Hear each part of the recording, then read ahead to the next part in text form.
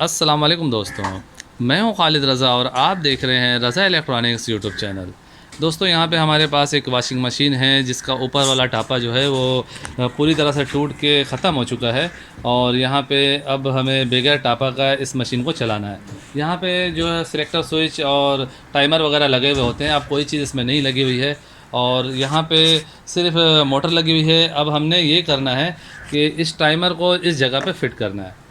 ये देखें, यहाँ पे हमने होल किया है और यहाँ पे हम अंदर के साइड से टाइमर को इस तरह से फिट करेंगे और बाहर इसका नॉब लगा देंगे और इस टाइमर से कंट्रोल करके हम इस वॉशिंग मशीन को चलाएंगे। यानी सिर्फ सिलेक्टर स्विच नहीं होगा, बाकी टूए पे हम इसे सेट कर देंगे। जब हम टाइमर को घुमा देंगे तो 15 मिनट का टाइम तकरीबन होता है, तो 15 मिनट तक ये मशीन ऑटोमेटिकली रिवर्स फॉरवर्ड चलती रहेगी और फिर उसके बाद रुक जाएगी। और इसी तरह कार को आज की इस वीडियो में हम आपसे डिस्कस करेंगे। तो आप दोस्तों से यही गुजारिश है कि इस वीडियो को एंड तक देखें कि बात की पूरी समझ आ सके और हमारी हौसला अफजाई के लिए इस वीडियो को लाइक भी कर दें। चैनल में नए हैं तो चैनल को सब्सक्राइब करके बेल आइकन भी प्रेस कर दें। तो चलिए दोस्तों स्टार्ट करते हैं।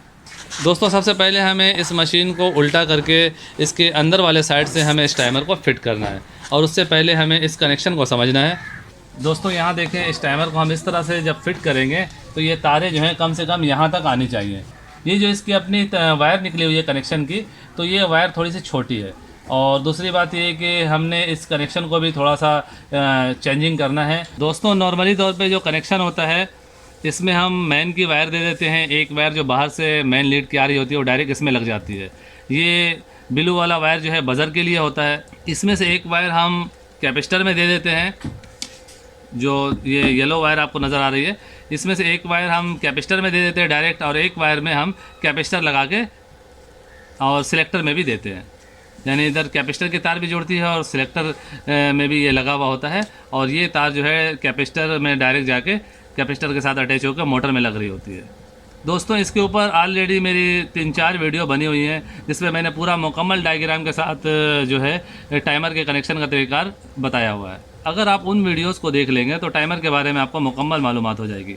तो अब हमने सिर्फ यहाँ पे ये करना है कि इस ब्लू वायर को छोड़ देना है। हमें बज़र की ज़रूरत नहीं है तो ब्लू वायर को हम कट कर देंगे। हमें फ़िलहाल बज़र की ज़रूरत नहीं है।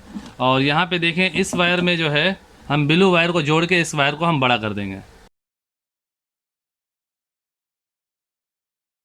ये देखें, हमने ब्लू वायर को कट कर दिया है और ब्लैक वायर में ये वायर जोड़ के, ब्लू वायर जोड़ के इसको लंबा कर दिया है कि कनेक्शन में हमें आसानी हो जाए। अब हमने क्या करना है, यहाँ पे ये दोनों तार जो हैं, इन दोनों तारों को, यानी जो दो येलो वायर है, एक लाइट येलो है एक डार्क येलो आप समझ लें, तो इन दोनों तारों को हमें पीस लगा के इसे भी लंबा करना है और लंबा करके इसे भी हम दोनों तारों को मोटर के साथ कैपेसिटर में लगा देंगे। कैपेसिटर के जो 2 पॉइंट है जहाँ पे मोटर की 2 तारें लगी हुई हैं, उन्हीं जगह पे जाके इन दोनों तारों को भी हम जोड़ देंगे। सीधा सीधा हमें ये कनेक्शन करना है। इस वायर को हम बाहर की जो मेन वायर आ रही है उसमें जोड़ देंगे। जो ब्लैक वायर बाहर से एक आती है जो जाके सीधी टाइमर में जा रही होती है, उस वायर को हम यहाँ पे लगा देंगे। और ये जो 2 तारें आप देख रहे हैं, यहाँ पे एक डार्क येलो है और एक लाइट येलो है, तो इन दोनों तारों को हम डायरेक्ट कैपेसिटर में लगा देंगे जहाँ पे कैपेसिटर लगी हुई है, मोटर की 2 तारें लगी हुई हैं। अब रह गया ये सिर्फ रेड और ग्रे वायर, ये सिलेक्टर में लगा हुआ होता है। तो हमने क्या करना है, इन दोनों तारों को यहाँ से काट देना है। इन दोनों तारों को काटने के बाद हमें यहाँ छील के इन दोनों को आपस में ज्वाइन कर देना है। टाइमर के कनेक्शन को बिल्कुल हमने इजी कनेक्शन बना दिया है। ग्रे और रेड वायर को आपस में जोड़ दिया है, इसे हम टेप करके अंदर ही छोड़ देंगे, यानी ये अंदर की तरफ फिट रहेगा, इसमें हमें कोई तार नहीं जोड़ना है। सिर्फ हमने इसमें एक वायर जोड़ना है। जो मेन लीड से 2 तारें होती हैं, एक तार मोटर के कामन में लग जाती है, एक तार डायरेक्ट आके यहाँ पे ब्लैक वायर में लग रही होती है जो मेन लीड की वायर है, तो उस वायर को हमने यहाँ पे जोड़ देना है। और कैपेसिटर के 2 अलग अलग जो पॉइंट्स हैं उनमें इन 2 तारों को जोड़ देना है। वहीं पे मोटर की 2 तारें भी लगती हैं और ये भी लग जाएंगी। जब हम टाइमर को ऑन करेंगे तो हमारा मशीन जो है ऑटोमेटिकली दोनों साइड घूमेगी। तो अब हम इन दोनों तारों को भी ज्वाइंट लगा के लंबा कर देंगे कि हमें कनेक्शन करने में आसानी हो, क्योंकि अंदर हम इसे स्क्रू लगा देंगे तो अंदर तो हाथ जाएगा नहीं, तो ये तारों को हम ऊपर से लेके कनेक्शन करेंगे। तो ये हमें पहचान रहेगा, यहाँ पर ये हमने ज्वाइंट किया है ग्रे और रेड वायर। यहाँ से ये दोनों येलो हैं, ऊपर जाके ग्रे और रेड हो जा रही है, इन्हें हमें कैपेसिटर में लगाना है।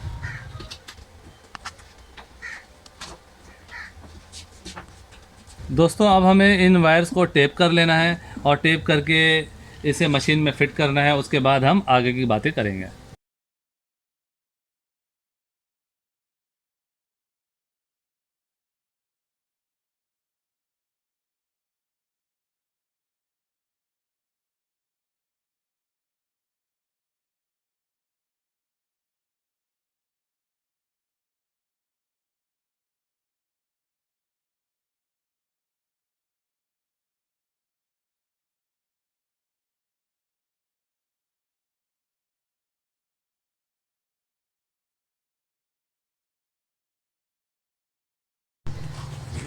दोस्तों ये देखें, ये इसकी मोटर है और आम तौर पे वॉशिंग मशीन की मोटर में 3 वायर निकलती है, जिसमें से एक कॉमन होती है और 2 कैपेसिटर की।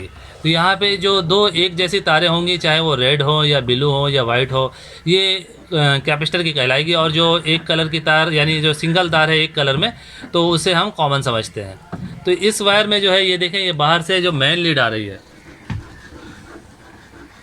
ये मेन लीड की वायर है। तो मेन लीड की एक वायर, जिस तरह से 2 वायर आ रही है, तो एक वायर आके यहाँ पे कॉमन के साथ जुड़ जाएगी और इन 2 तारों में हम कैपेसिटर लगा देंगे। और मोटर के अंदर से एक ही कलर की 2 तारें जो निकल रही थी, वो हमने कैपेसिटर में लगा दिया है। अब इधर जो हमने टाइमर में जो 2 तारें कैपेसिटर के लिए छोड़ी थी, 2 येलो वायर थी, तो उन दोनों तारों को हम ला के कैपेसिटर के साथ एक यहाँ पे लगा देंगे। और बाहर की जो सप्लाई है, एक वायर तो हमने यहाँ पे कॉमन में लगा दिया है, दूसरी वायर जो है हम इस ब्लू तार के साथ लगा देंगे, जो कि टाइमर की ब्लैक वायर है। टाइमर की जो ब्लैक वायर थी, जिसके साथ हमने ज्वाइंट किया था ब्लू वायर, तो वो हम ला के यहाँ पे लगा देंगे। इसे हम लगा कर टेप कर देंगे।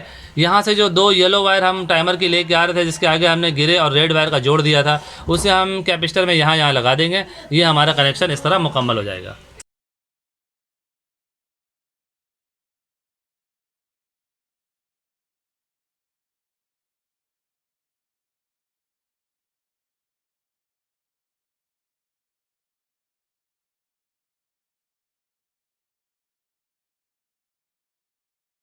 दोस्तों बगैर टापे का इस वॉशिंग मशीन में हमने टाइमर का जुगाड़ करके रेडी कर दिया है और टाइमर के कनेक्शन भी हमने एक मुख्तलिफ़ अंदाज़ में कर दिया है। अब हम इसे फाइनली चला के चेक करने जा रहे हैं।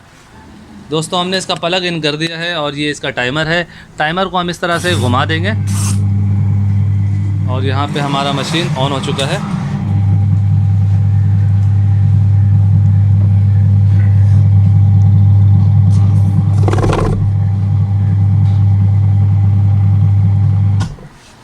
ये देखें, ये मशीन रुक गई है, अभी दोबारा ये दूसरे साइड पे घूमेगी।